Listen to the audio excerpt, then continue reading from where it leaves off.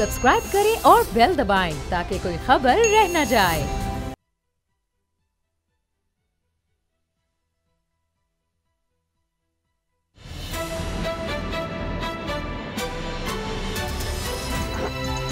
अब पता चला।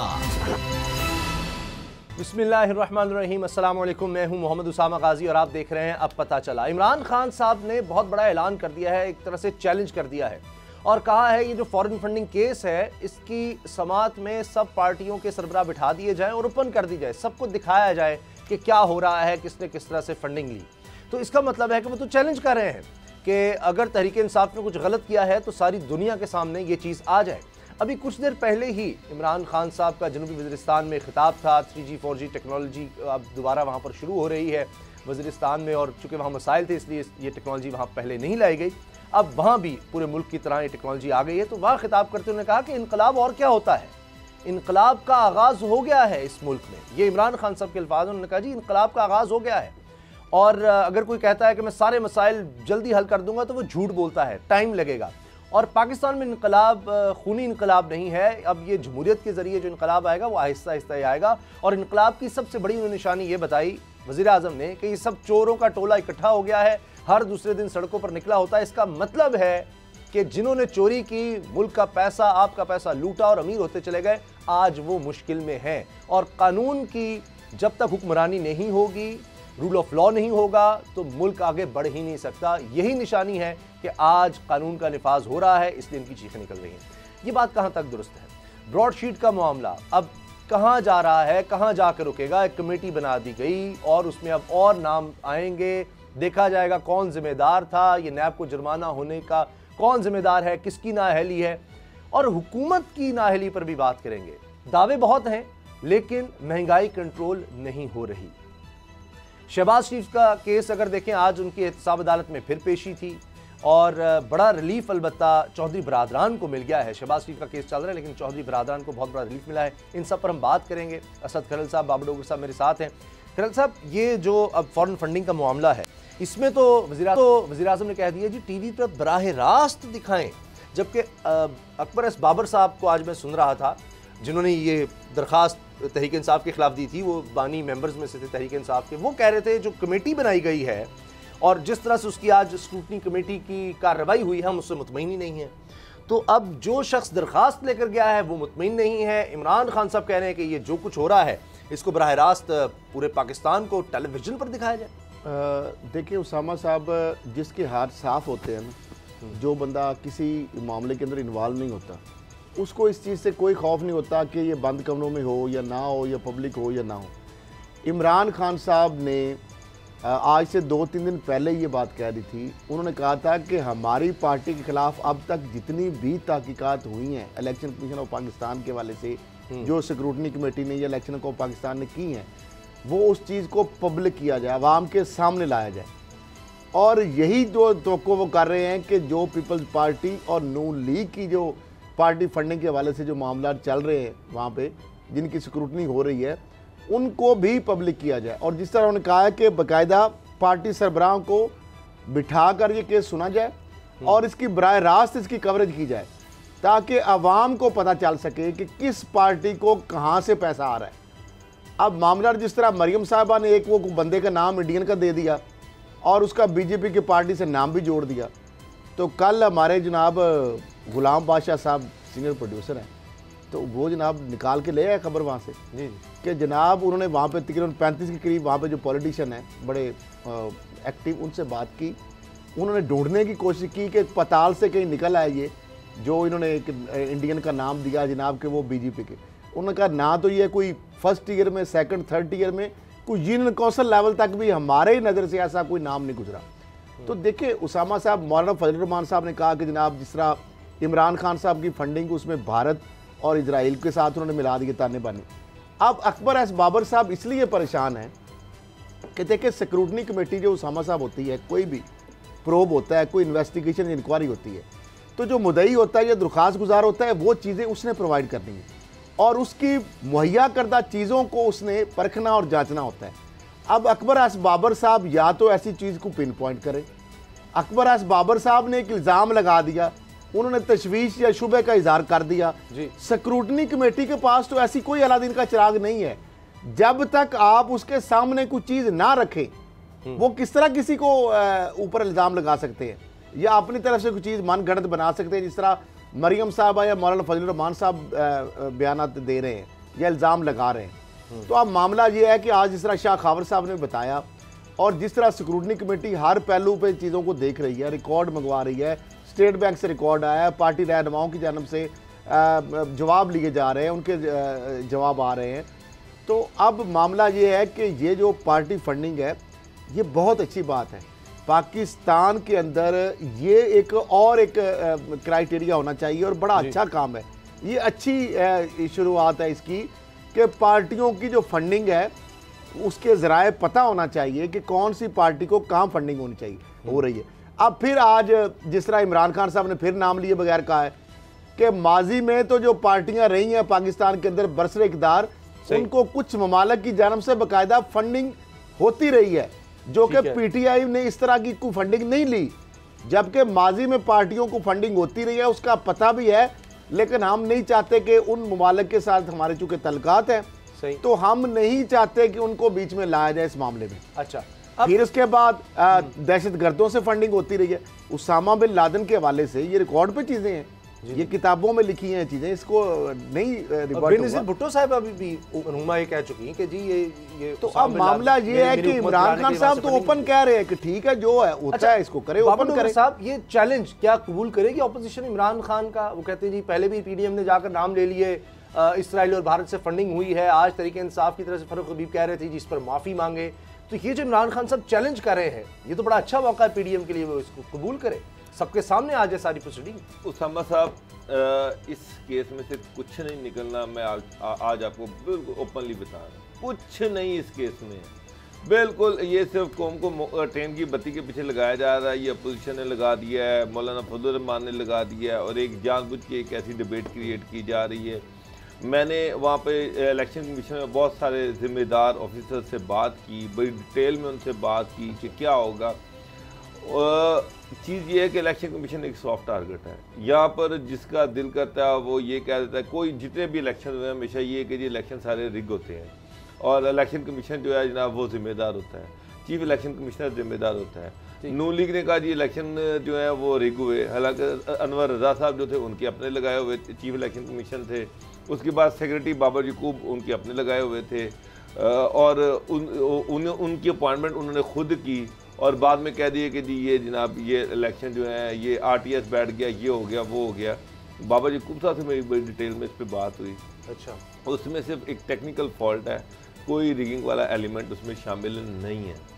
इसी तरह से फॉरेन फंडिंग केस जो है इसमें भी कोई ऐसी चीज़ नहीं है जिससे कोई चीज़ निकलेगी। पहली बात ये कि इलेक्शन कमीशन के पास कोई इख्तियार ही नहीं है। हाँ, वो एक स्क्रूटनी कमेटी बैठा देगा, स्क्रूटनी कमेटी अपनी ऑब्जर्वेशन दे देगी, जिसमें ये है कि PTI बहुत बड़ी पॉलिटिकल पार्टी है जिसको सबसे ज़्यादा बाहर से फंडिंग आई है, और ये फंडिंग जो है ये ऑफकोर्स ये पाकिस्तानी जो बाहर हैं, PTI की सबसे जो ज़्यादा सपोर्ट है वो बाहर है, वहाँ से बेतहाशा पैसा पार्टी फंडिंग में आया है, इसमें कोई शक नहीं है। उन्होंने 4000 अकाउंट जो है उनकी डिटेल्स भी दे दी है कि ये वो 40,000 की डिटेल भी दे दी कि इसको स्क्रूटनी कर लें। प्राइम मिनिस्टर खुद कह रहे हैं कि इसका ओपन ट्रायल होना चाहिए, ये मीडिया के ये जो है मीडिया के जरिए से सबको पता चलना चाहिए कि इसका ट्रायल हो क्या रहा है। बड़ी अच्छी बात है, अपोजिशन को चाहिए कि इसको वेलकम करें कि जनाब इसका ओपन ट्रायल होगा, अगर कोई जो डिले करने की कोशिश कर रहा है वो भी सामने आ जाएगा, जो प्रोसीडिंग चल रही है वो भी सामने आ जाएंगी, दूध का दूध पानी का पानी हो जाएगा। मुझे तो इसमें कोई ऐसी चीज़ नज़र नहीं आ रही। अच्छा। और PTI पूरी इत्मीनान है, बाकी दो पॉलिटिकल पार्टीज हैं उनके अकाउंट से भी कुछ नहीं निकलना, ये भी मैं आपको बता रहा हूँ। अच्छा। ये बिल्कुल सिर्फ ये इल्ज़ाम तराशी हो रही है, पॉइंट स्कोरिंग हो रही है, जिस तरह से जनाब असल इशू तो ये है, स्टार्ट हुआ कि इलेक्शन में जनाब रिगिंग हुई है और हम इस इलेक्शन को नहीं मानते। मौलाना कहते हैं ये जाली असम्बली है, मरियम कहती है कि जनाब RTS बैठ गया, धांधली हुई, हमें जानबूझ के हराया गया। होना तो ये चाहिए था कि ये और अल्टीमेटली इलेक्शन कमीशन के बाद धरना दिया जा रहा है कि जनाब इनको बाहर से फंडिंग हुई है। धरना तो दिया जाना चाहिए था कि जनाब यहाँ पे धांधली हुई है और ये सबूत हम लेके हैं, ये हमारे पास सबूत है, इससे पता चल रहा है कि ये धांधली हुई है और आप उस पर कार्रवाई होनी चाहिए, वो तो बात ही गोल हो गई। ठीक, पहले तो ये क्लियर कर रहे हैं कि ये जो जाली असम्बलियाँ और ये वो सारा कुछ कह रहे हैं ये कि जी इसको जितवाया गया है और ये इस तरह से किया गया है, पहले तो उसके सबूत लेके आए। बिल्कुल खाली ये कहना जी आरटीएस सिस्टम बैठ गया था, भाई एक सिस्टम आपने अप्लाई किया गया, उस पर बड़ा बर्डन आ गया, वो स्लो हो गए रिजल्ट। लेकिन मसला ये है कि ये कहाँ से साबित होता है, आरटीएस के बैठने से ये कहाँ से साबित होता है कि धांधली हुई है।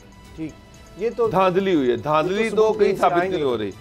धांधली का है और जो फॉरेन फंडिंग का है वो भी आपने बता दिया। अब असद खरल साहब, ये जो अब कमेटी बनाई जा रही है ब्रॉडशीट तहकीकात रिटायर्ड जज की सरबराही में 4 रुकनी इंक्वायरी कमेटी के क़याम की मंजूरी दे दी है वफाकी काबीना ने, इससे कुछ निकलेगा? हमने तो वो भी एक सुना था कि पाकिस्तान की तारीख में जो कर्जे लिए गए हैं उसके लिए कमेटी बनी थी, उसका आज तक कुछ नहीं हुआ। शहजाद अकबर साहब के पास जो चीज़ जाती है वो पता नहीं क्या कोई ऐसा कुछ बन जाता है कि जिसका कोई सिरा हाथ नहीं लगता। फिर बयानात बहुत आते हैं उस मामले के बारे में, लेकिन कुछ हाथ नहीं आता। अब ये भी मुझे ब्रॉडशीट वाला मामला भी ऐसे ही लग रहा है। देखिए, अब ब्रॉडशीट का मामला जो है बेसिकली तो ये मामला था पिछली हुकूमतों के मामला था, नैब की पिछली 20 साल हो गए, पिछली जो हुकूमतें हैं उनके दौरान ये सारा मामला होता है। इत्तेफाक है ये है कि ये चीज़ जो है ना रिवील अब हो रही है, अब रिवील हो रही है कि जनाब, क्योंकि सवाल इसमें बड़े बुनियादी हैं। सवाल ये है कि जो मुआहदा हुआ था उस मुआहदे के मुताबिक ये था कि जो रिकवर होनी थी रकम उसमें से 20% देना था। अब मामला ये है कि रकम तो रिकवर हुई नहीं कोई। अच्छा, फिर ये जो सारा जो खेल खेला गया, जिस तरह मैं कह रहा हूँ, इसके अंदर उसामा साहब बंदे निकलेंगे, ये मैं आपको बता रहा हूँ, इसके अंदर बंदे निकलेंगे। ये जो रकम दी गई है ना जी, डोगर साहब भी जानते हैं, और एक ऑफिस वर्क को ब्यूरोक्रेटिक जो सारा एक सेटअप होता है, ये स्टाइल होता है, ये एक अभी फैसला आना था, फैसला अभी आया नहीं था, उससे पहले ही एक समरी बनती है, इकोनॉमिक डिवीजन को जाती है, वजारतें, उसमें कानून इंसाफ इन्वॉल्व होता है, फाइनेंस मिनिस्ट्री इन्वॉल्व होती है, और वो जनाब रकम अप्रूव हो जाती है और वो रकम चली जाती है ब्रिटिश हाई कमीशन के अकाउंट में। भारी रकम, माजी में ऐसी मिसाल नहीं मिलती, इतनी भारी रकम रखने का गैर मुल्की जो हमारा कोई सफारत खाना है बैरून मुल्क, उसके अकाउंट। पाकिस्तानी हुकूमत की बात भी करी बरतानिया से कि जो इस्तिस्ना हासिल होता है सफारत खाने को, ये उसकी खिलाफ वर्जी भी हुई है कि बगैर उनकी इजाज़त के पाकिस्तान सफारत खाने की इजाज़त डायरेक्ट ही उस बैंक ने उनको ट्रांसफर भी कर दिया। अच्छा, अब मामला ये हो गया, ये सारी जो कहानी है अचानक के एकदम से ये समरी बनती है, वो चली जाती है, उसके अप्रूव भी हो जाती है, उसके बाद वो पैसा भी दे दिया जाता है। अच्छा, फिर इतनी मत मारी गई है कि रियासत है, इदारा है, इस तरह तो कभी मैंने नहीं देखा इस तरह का जो ये काम हो रहा था जी। यानी ब्रॉडशीट जो है असल की बजाय किसी और को पेमेंट कर दी जाती। अच्छा, जिसके साथ मुआहदा हुआ है उसको पेमेंट नहीं की जाती, पेमेंट किसी और को कर दी जाती है। अच्छा, फिर वो कंपनी असल आ जाती है ब्रॉडशीट की, जनाब ये तो पेमेंट उस किसी और को ब्रॉडशीट को आपने कर दी है, फिर उसको दोबारा पेमेंट की जाती है। अब ये मामला सारा जो हो रहा होता है ये 2016-17 के दरमियान में सारी कहानी चल रही है। अच्छा, उस वक्त हुकूमत जो है पीटीआई की नहीं थी, मुआहदा जो है ये 2003 में खत्म हो जाता है। 2003 से पहले मुआहदा होता है, मुशर्रफ हुकूमत में मुआहदा होता है जी जी, और पीपल्स पार्टी के दौर में ऑलमोस्ट खत्म हो जाता है, पेमेंट होती है। लेकिन सारा शोर शराबा जो मचा हुआ है वो है इस वक्त पीटीआई, लेकिन इसमें जो भी जिम्मेदार है, असल तो मसला ये है पाकिस्तान का जो पैसा दिया गया है बगैर रिकवरी किए, इनके खिलाफ क्या इबरतनाक इनको निशाना बनाया जा सकेगा? क्या इनसे वो पैसा तो सवाल है साहब, मैंने आपसे ये नहीं होगा, ये नहीं होगा। बाबर साहब, आपको क्या लगता है? बाकी सब इंक्वायरी कमेटी बना दी गई है, रिटायर्ड जज होंगे, उसमें कुछ हो सकेगा?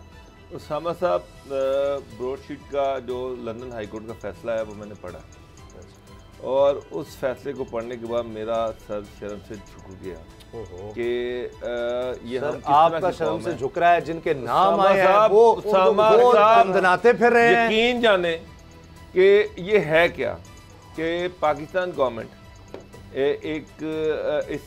इससे ब्रॉडशीट आइल ऑफ मैन एक जजीरा है, आइल ऑफ मैन एक जजीरा है जो बरतानिया का है, और वो टैक्स फ्री है, वहाँ पर कंपनियाँ रजिस्टर कर लो, कोई टैक्स एक्शन नहीं, कोई पूछे नहीं है रिकॉर्ड।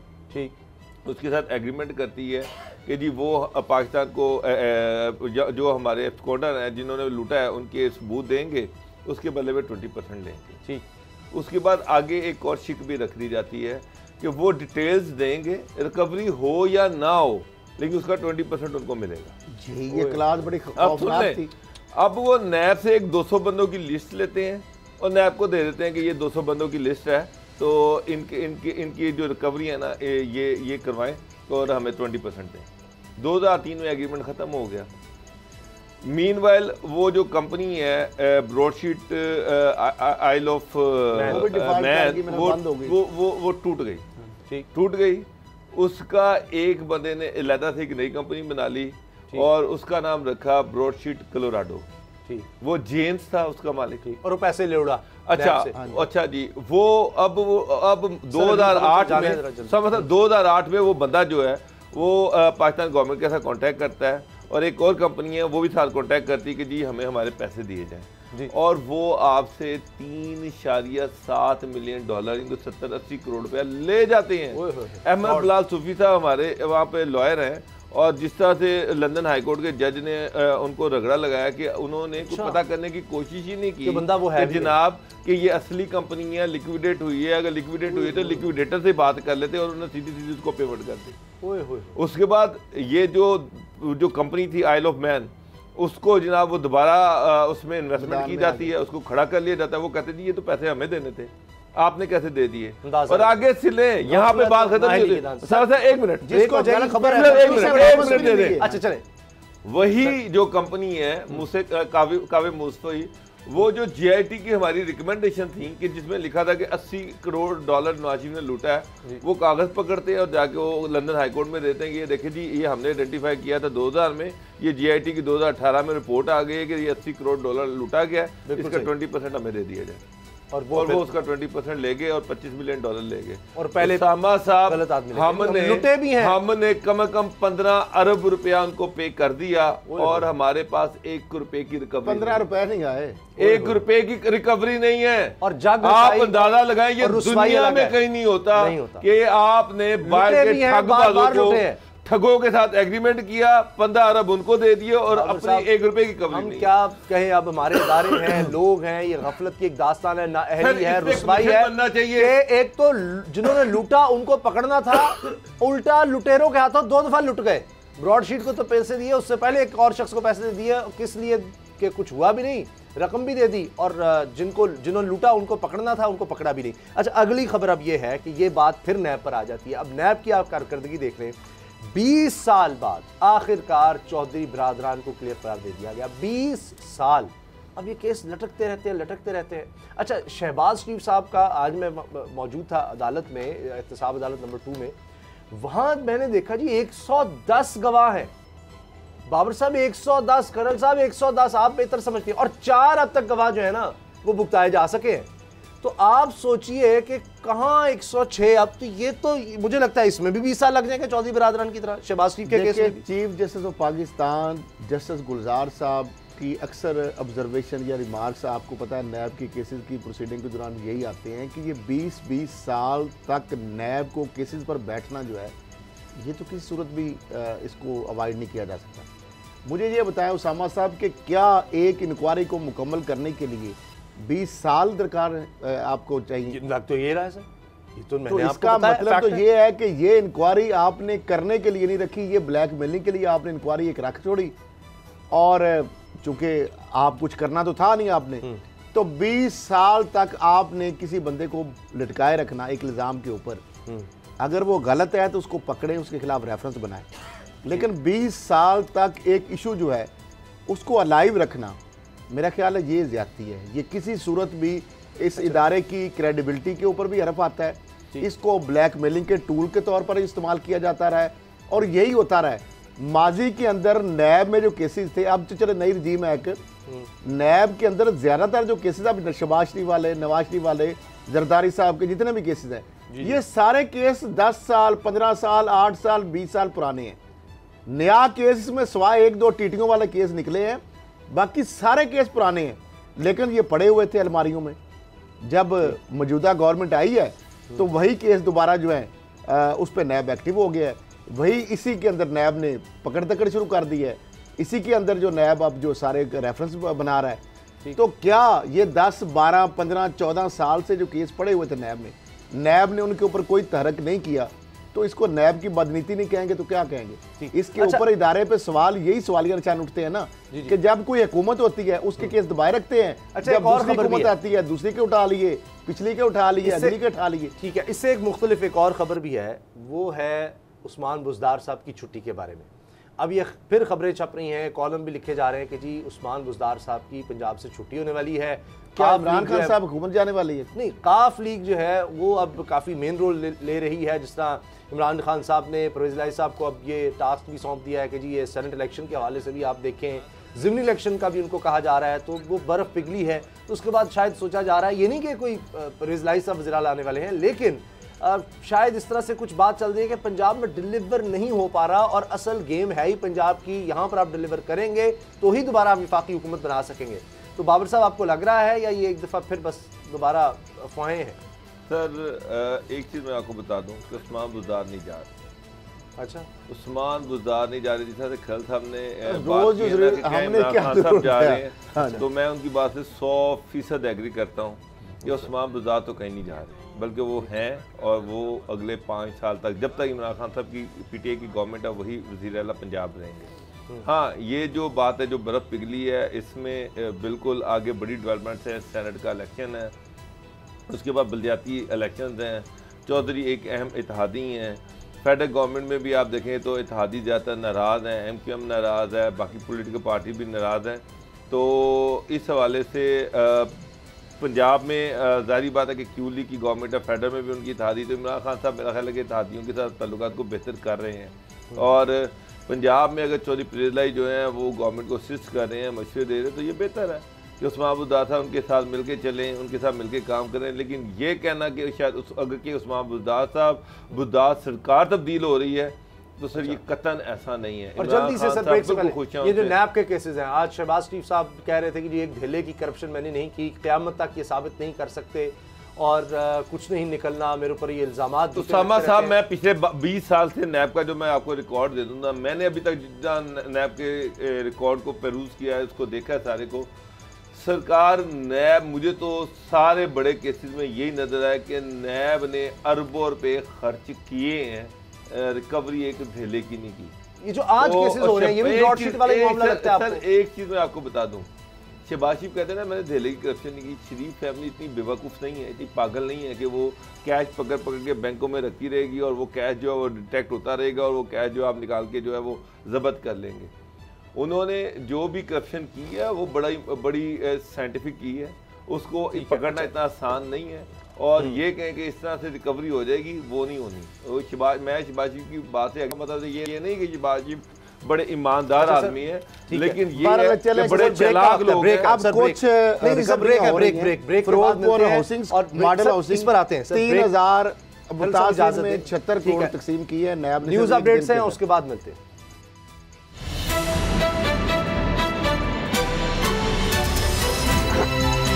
अब पता चला।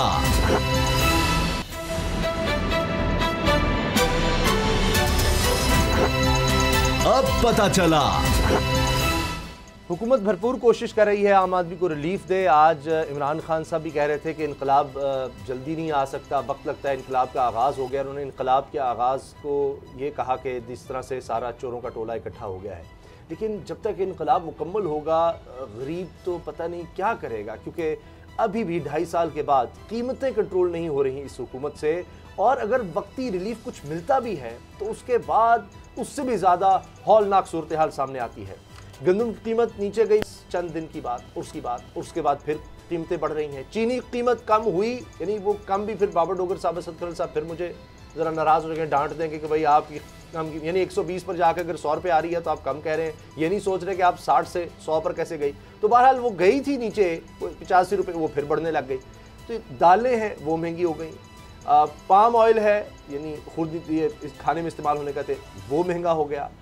कोई चीज़, हर चीज़ महंगी हो गई। मगर असद खरल साहब, आपने नाराज़ नहीं होना, मगर देखें कि हुकूमत जो है वो कहती है कि जी देखिए हम क्या करें। 52% तक इजाफा हुआ है इंपोर्ट में, ग़िज़ाई इंपोर्ट में, यानी मुल्क में अब ग़िज़ा बन नहीं रही अगर उतनी, तो पैदावार नहीं है दाल की, पाम ऑयल की, अब चीनी की, दालों की, हत्ता कि गंदम भी। तो अब बाहर से जब आप ख़रीदेंगे तो $160 का है, तो इतना महंगा डॉलर है। अच्छा, तो अभी ऐसे आ जाते, इस पे ही कर लेते, इसी पॉइंट पे भी। अब सोयाबीन ऑयल जो है दरामदात 23% बढ़ी, 72,756 टन जो है, जबकि मालियत 18% बढ़कर 4,80,00,000 तक पहुंच गई। औसत फी टन कीमत $668 से कम होकर $663 हुई, यानी तेल की जो कीमत है वो हुई कम हुई, $5 कम हो गया। लेकिन उसके बरक्स यहाँ पे उल्टा हो रहा है, गंगा बह रही है। औसत दर्जा जो ऑयल है उसकी कीमत है ₹250 फी लीटर, जो 14 जनवरी को 200 रुपये थी, जबकि आला दर्जे का जो ऑयल है जो खाने में इस्तेमाल होने वाला वो 250 रुपये से लेकर 300 रुपये लीटर हो गया है। इंटरनेशनल मार्केट में उसकी कीमतें कम हो रही हैं, यहाँ पे 200 की बजाय उसकी कीमत 300 रुपये तक पहुँच रही है। चीनी की कीमत आपने कहा कम हो गई, 95 रुपये तक पहुँच गई। दालें जो आप बात कर रहे हैं, अब मूंग की दाल है 240 रुपये किलो, मसूर जो है 130 रुपये, जिसको उल्टे मिसाल देते हैं मूंग और ये मसूर की दाल, वो भी 130 रुपये में है, मतलब एक जोक के तौर पर इस्तेमाल किया जा सकता था। और 240 रुपये फी किलो जनाब माश की दाल है। अब किस किस चीज़ को आप बात करेंगे? ये जो अदारा शुमारियात की रिपोर्ट है और इसके अंदर जो सारी चीज़ें जो है इसको किसने कंट्रोल करना है? यानी चीनी महंगी, आटा महंगा, उसके बाद आप दालें महंगी, घी आपका, ऑयल महंगा हो गया था, जी गैस महंगा, और आप ही नहीं रहा। अब लाहौर के अंदर आप देखिए कितनी गैस की लोड शेडिंग नहीं रही, बिजली महंगी हो रही है सर, गैस की लोड शेडिंग कितनी हो रही है। और गैस का आम एक औसत दर्जे का जो बंदा है उसको बिल, जिसको 200-400 रुपए आता था, उसको हजारों में बिल आता है गैस का। घरों में हजारों रुपए का गैस का बिल आता है। बिजली जा रही है, अभी सर्दियों के अंदर अभी भी पता नहीं क्या वजह है, गैस बहुत सारे लाहौर के इलाकों में नहीं आ रही, लोग सिलेंडर जो है वो इस्तेमाल करने पे मजबूर है। तो अब मामला मुझे ये बताया उसामा साहब, तेल महंगा, फर्टिलाइज़र जो खाद्य हैं वो महंगी, बीज महंगे, जिम्मेदार कहाँ तबका जाए, तनख्वाहदार तबका कहाँ जाए, ग्रोसरी पे स्टोर पे जाए, आप सर्च करूं तो आपको सब्जी लेने जाए ना, एक दिन की छोटे से छोटा घर भी है 400-500 रुपए की सब्जी आती है। मतलब एक छोटे से छोटा घर जो है 500-400 रुपया लग जाता है अगर सब्जी की दुकान पे चला जाए तो।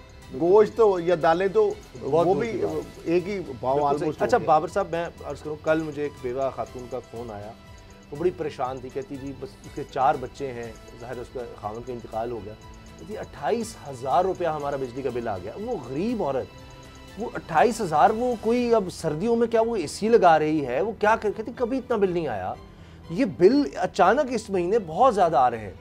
अब ये IMF का भी मामला है कि वो तो करना है, ये जंप उसमें चला गया। अब हर कोई कहेगा कि जहाँ बिजली की चूँकि कीमत बढ़ गई है, पेट्रोल महंगा हो गया है, तो ये हमने दालें भी महंगी देख ली हैं, फिर हमने आटा भी, चीनी भी, ऑयल भी, खुराक भी महंगी हो रही है। ये बड़ी खतरनाक सूरत हाल है। मगर अंडे देख ले कितना महंगा तो कर रही है। अब चीनी का कहा फीस शेख साहब ने कि जी हम 8 लाख टन चीनी उसकी दरामद की इजाज़त दे दी है, और वो चाह रहे हैं कि जी इस पर कोई मतलब टैक्स भी ना लगाया जाए, ताकि इस पे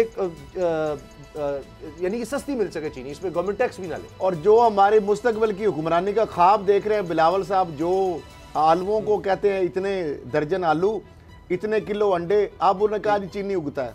अब क्या करें जी बाबर साहब, यानी ग्राउंड जमीनी हालात का उनको यही पता नहीं है कि चीनी उगता है, कमी है तो वो दरामद कर रही है, आलू डजन में होते हैं, किलोओं में होते हैं। ये हालत है हमारे हुक्मरानों की, जो आने वाले मुस्तकबिल के ख्वाब देख रहे हैं।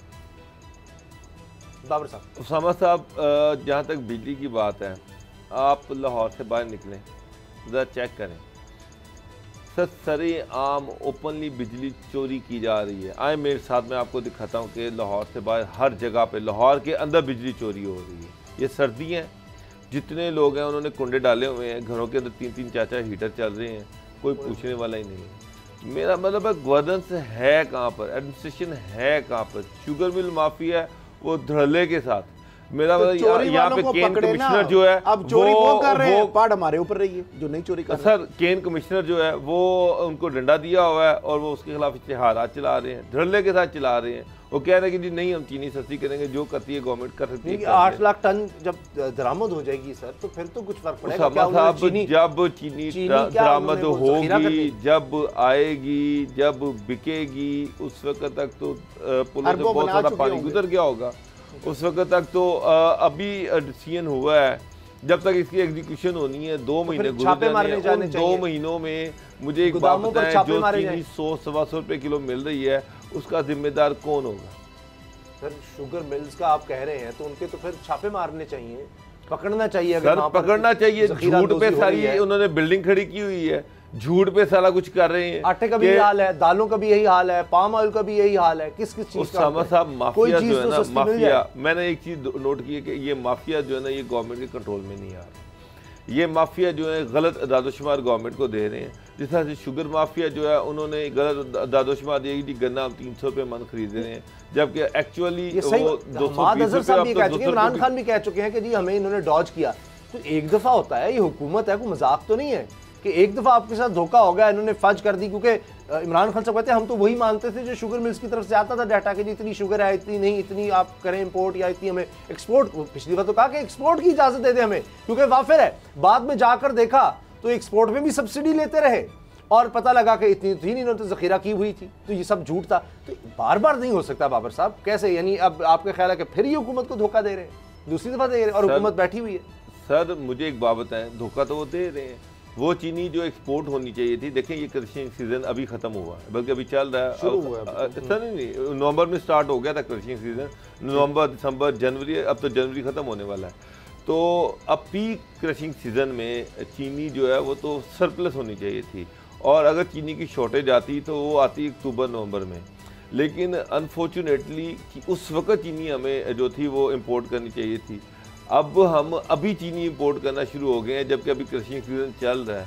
तो कितनी बदकिस्मती है इस मुल्क की कि ये जो माफियाज हैं, ये जो बड़े बड़े कार्टल्स बने हुए हैं, मगर इनकी कितनी बेहिसी है कि उनके नज़दीक चंद टके जो हैं वो बड़े अहम हैं। सारा मुल्क भाड़ में जाए, किस तरह से मुल्क का ज़र मुबादला ज़ाया हो रहा है और गवर्नमेंट जो है वो बेबस है।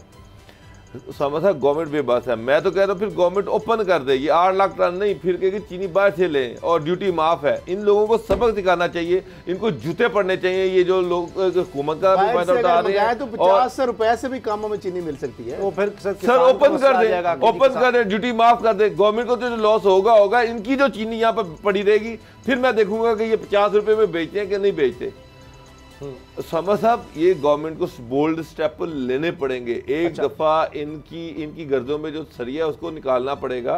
इनको गवर्नमेंट को चाहिए, मैं तो कह रहा हूँ कि बिल्कुल गवर्नमेंट इस शुगर की इंपोर्ट पे ड्यूटी माफ करे, चीनी बाहर से हर एक को लो करे कि लेके आओ इधर बेचो। देखिएगा कि 2 महीने में ये चीनी जो है ये 80 रुपए में बिक रही होगी और ये शुगर माफिया जो है ना ये रो रहा होगा, और बल्कि 80 से भी नीचे आ जाएगी। मसला ये कि गवर्नमेंट को बोल्ड स्टेप लेने पड़ेंगे। आज इमरान खान साहब कह रहे थे कि जी कानून की हुक्मरानी होनी चाहिए तभी मुल्क आगे बढ़ सकता है, और कोई हल नहीं किसी ने चाहिए। वो तो वज़ीर आज़म है, उन्होंने कानून की हुक्मरानी नाफिज करना है। इदारों को कहना ही है, इमरान खान ने जाके छापे मारने हैं या गिरफ्तार करना है, हथकड़ियां लगानी है, FIA ने करना है, नैब ने करना है, SCCP ने करना है। लीडर तो नहीं है, FBI ने नीचे हैं सारे। अच्छा, वो बरतानिया के अंडर है वो सारे इदारे? नहीं, वो प्राइम मिनिस्टर के अंडर नहीं है। प्राइम मिनिस्टर साहब जो है वो किसी आइलैंड में बैठे हुए हैं, ये सारा कुछ उनके अंडर में नहीं है। आप अजीब बात, आपने बड़ी अजीब बात की कि जी वो नैब ने करना, वो ये करना, और प्राइम मिनिस्टर उनसे डिटैच बैठे हुए हैं, उनका उनसे लेना देना कुछ नहीं है। सर वो सारे अदारे प्राइम मिनिस्टर के अंडर आते हैं, उनके सारे हेड्स प्राइम मिनिस्टर खुद लगाते हैं, वहां की सारी ट्रांसफर पोस्टिंग प्राइम मिनिस्टर खुद करते हैं। तो प्राइम मिनिस्टर डंडा अंदर बंदे वहां पर लगा दे, डंडा तो तगड़े बंदे लगा दे। अच्छा, अब ये कहा जा रहा है कि जनाब जो सही काम नहीं कर रहा सरकारी अफसर जिसकी कारकर्दगी तसल्ली बख्श नहीं है, अच्छी नहीं, तसल्ली बख्शी नहीं है, तो वो जनाब फारिग, उसको फारिग कर दिया जाएगा। क्या इससे गवर्नेंस बेहतर होगी? ब्रेक के बाद बात करें।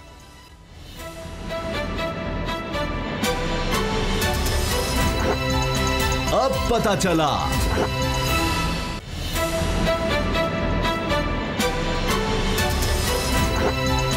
अब पता चला। जनाब, अब हुकूमत ने एक और अहम कदम उठाया है और ये कहा जा रहा है कि जी अब सिविल सर्विस की रिफॉर्म्स पर बात की गई है, और जो लोग सही काम कर रहे हैं, जो आला अफसरान भी हैं, वो भी सही काम नहीं कर रहे, जिनकी तसल्ली बख्श कारकर्दगी नहीं है, उनको हटाया जाएगा।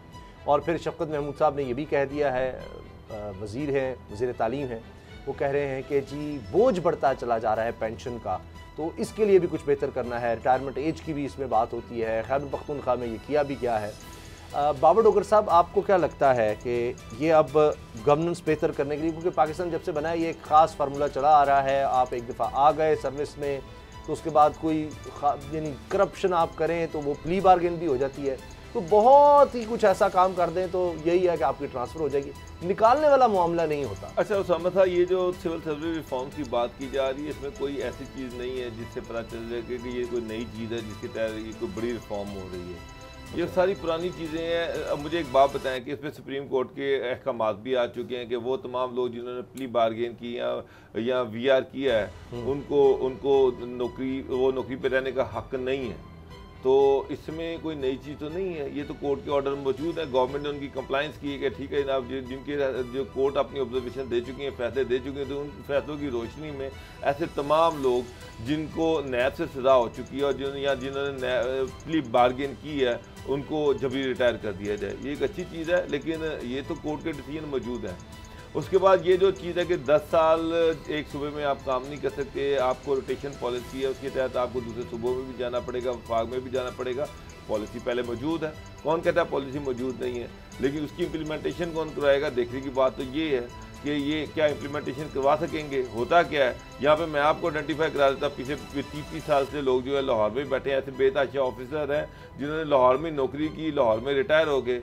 वो करते क्या हैं? करते ये हैं कि जनाब इन्होंने इसमें ये शर्त रख दी है वफाक के एम्प्लॉई हों, तो वफाक के किसी महकमे में ट्रांसफ़र करा लेते हैं। मसलन कोई पुलिस ऑफिसर है, वो कोई रेलवे में चला गया, कोई वापडा में चला गया, कोई FIA में चला गया, कोई एहतसाब कमीशन में, एहतसाब में, ombudsman ऑफिस में चला गया, तो वो सारे कहते हैं कि ये वफाक के महकमे हैं, बैठे वो लाहौर में ही हुए हैं, लेकिन हमने वफाक की 3 साल की नौकरी कर ली है और बाद में वो फिर सूबे में वापस आ जाते हैं। ये कॉमन प्रैक्टिस है। मुझे गवर्नमेंट उनके सामने भी होगा। ये पिछले 2.5 साल से ये गवर्नमेंट इन्होंने जितने नारे लगाए थे कि जनाब वो बंदे जो पिछले 10 साल से पंजाब में बैठे हुए हैं, जो पिछले 10 साल से पंजाब में बैठे हुए हैं, इनको हम पंजाब से बाहर निकालेंगे। मैं ये कह रहा हूँ कि ये किसी एक बंदे को पंजाब से बाहर नहीं निकाल सके। अभी भी रिसेंटली 5 ऐसे ऑफिसर्स जिनकी ग्रेड 21 में प्रमोशन हुई, तो ये मैंडेटरी था कि वो फेडरल गवर्नमेंट में जाएंगे, लेकिन पंजाब गवर्नमेंट, CM पंजाब अड़ गए और फेडरल गवर्नमेंट उनको वापस नहीं लेके जा सकी।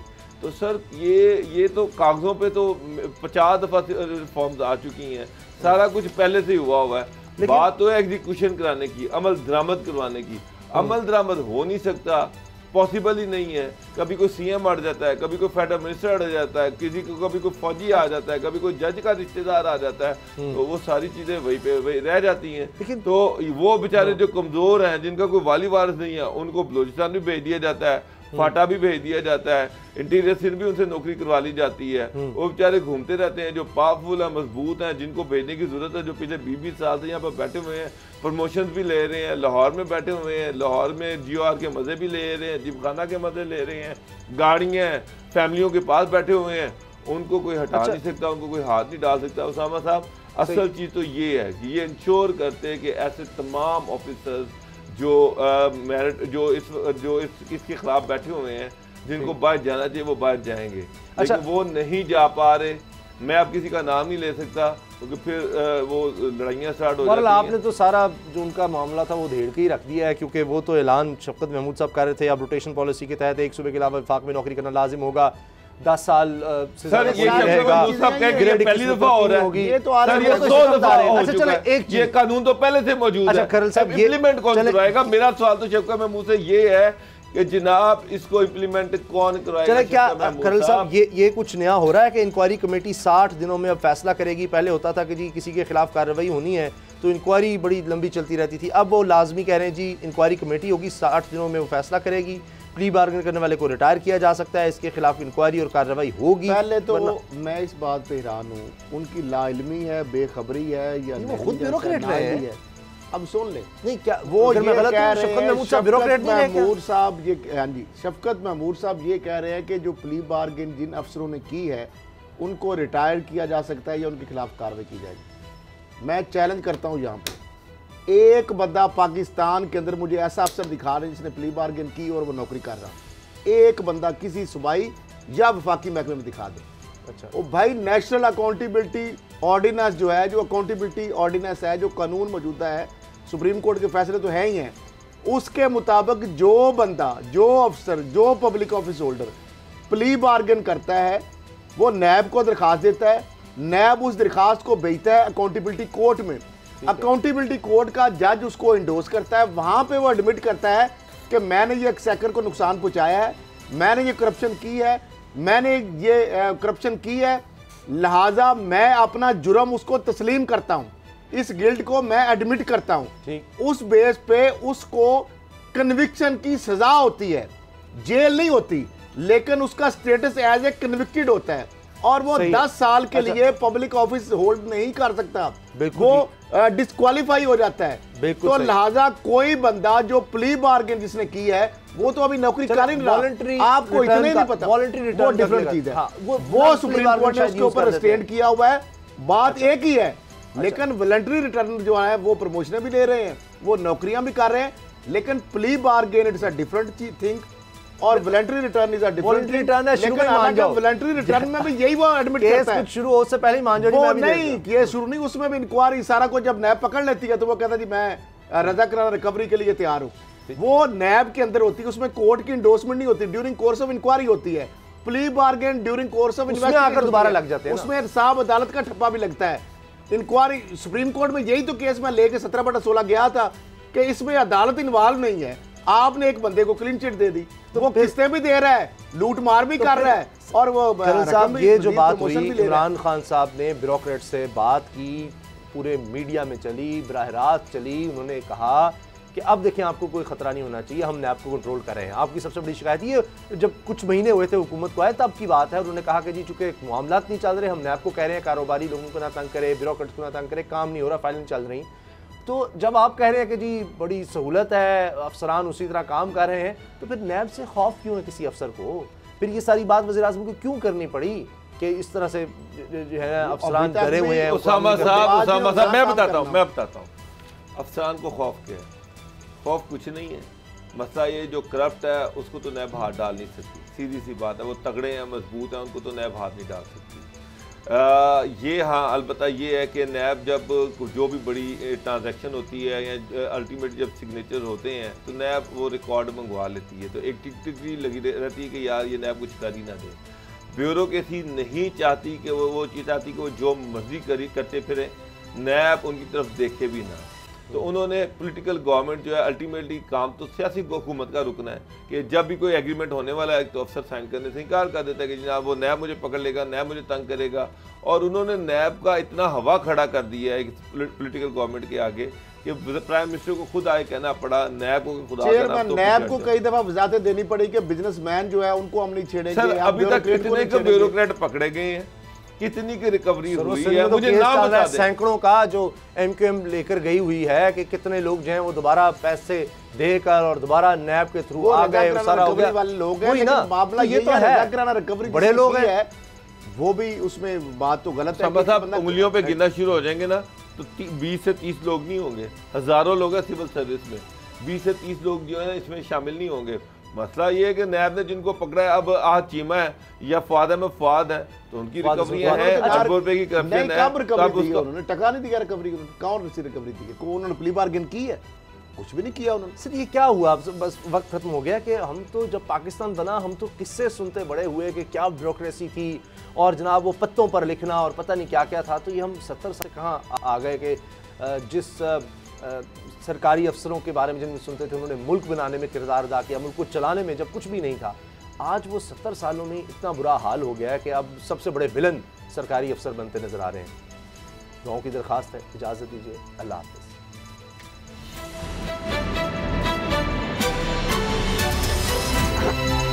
अब पता चला।